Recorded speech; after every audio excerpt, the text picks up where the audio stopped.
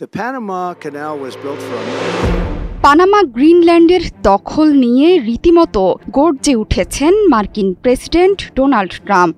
এবার আর সুর নরম করে নয়, একেবারে সরাসরি চ্যালেঞ্জ ছুড়ে দিয়েছেন মার্কিন প্রেসিডেন্ট। মঙ্গলবার মার্কিন কংগ্রেসের যৌথ অধিবেশনে ভাষণ দেওয়ার সময় ট্রাম্প স্পষ্ট বার্তা দিয়েছেন। তিনি সাফ জানিয়ে দিয়েছেন যে কোনো উপায়ে হোক পানামা গ্রিনল্যান্ডের দখল নিয়ে তবে থামব আমরা। ট্রাম্পের হুঁশিয়ারিতে শুরু হয়েছে নতুন শোরগোল। বিশ্বের অন্যতম গুরুত্বপূর্ণ বাণিজ্য পথ পানামা ক্যানেলে চীনের আধিপত্য নিয়ে ক্ষুব্ধ মার্কিন প্রেসিডেন্ট। প্রশান্ত এবং আটলান্টিক মহাসাগরকে যুক্ত করা খাল পরিচালনায় চীনের খবরদারি আর বরদাস্ত করতে চাইছেন না ট্রাম্প।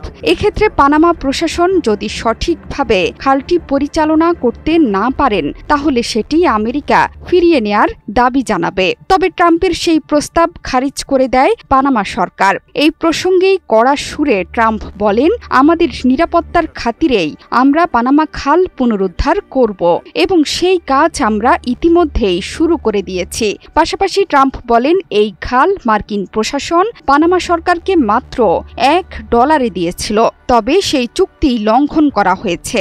আমরা ওই খাল চীনকে দেইনি, আমরা পানামাকে দিয়েছিলাম, তাই এই খাল আবার ফেরত নিতে চলেছি আমরা। Then I would tariff Denmark at a very high level. ট্রাম্পের দাবির পর নতুন তথ্য এলো আন্তর্জাতিক গণমাধ্যমে। এবার নাকি এই গুরুত্বপূর্ণ বাণিজ্য পথে মার্কিন কোম্পানির নিয়ন্ত্রণ প্রতিষ্ঠিত হচ্ছে। হংকং ভিত্তিক মালিকের কাছ থেকে পানামা খালের 2টি প্রধান বন্দর কিনতে সম্মত হয়েছে মার্কিন বহুজাতিক বিনিয়োগ সংস্থা ব্ল্যাক রক। ফলে বৈশ্বিক বন্দর ব্যবস্থাপনায় নতুন মেরুকরণ ঘটতে চলেছে বলে মনে করছেন বিশ্লেষকরা। ফিনান্সিয়াল টাইমসের প্রতিবেদন অনুসারে হংকং ভিত্তিক কোম্পানি সিকে হাচিসন $2,280 কোটি বিনিময়ে বন্দর দুটির সিংহভাগ হিস্সা বিক্রি করতে রাজি হয়েছে। মূলত পানামা খালে চীনা প্রভাব নিয়ে ডোনাল্ড ট্রাম্পের অভিযোগের পরিপ্রেক্ষিতে সৃষ্ট চাপের প্রতিক্রিয়ায় এই হস্তান্তর। এতে নাকি ট্রাম্পের কৌশলগত বিজয় অর্জিত হয়েছে। যদিও পানামা খালে চীনা প্রভাব নিয়ে ডোনাল্ড ট্রাম্পের অভিযোগের পরিপ্রেক্ষিতে সৃষ্ট চাপের কারণে হংকংয়ের কোম্পানি তাদের শেয়ার বিক্রি করে দিচ্ছে বলে ট্রাম্প প্রশাসনের পক্ষ থেকে দাবি করা হলেও সেই দাবি সঠিক নয় বলে জানিয়েছেন পানামার প্রেসিডেন্ট হোসে রাউল মুলিনো।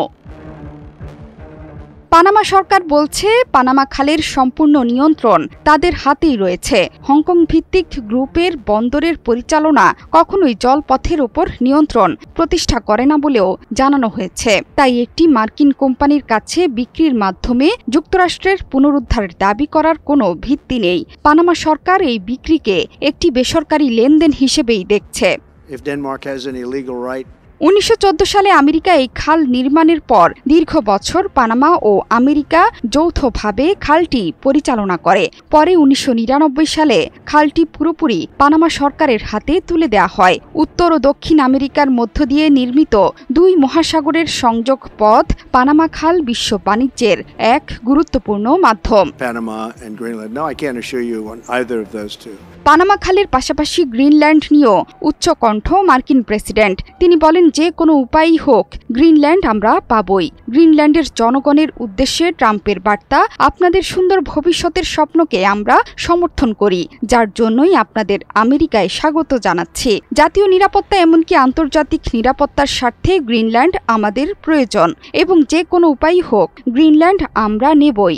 আমরা গ্রিনল্যান্ডকে এমন উচ্চতায় নিয়ে যাব যা আপনারা আগে কখনো কল্পনা করেননি। জোহরা চৌধুরী সেতু, 71।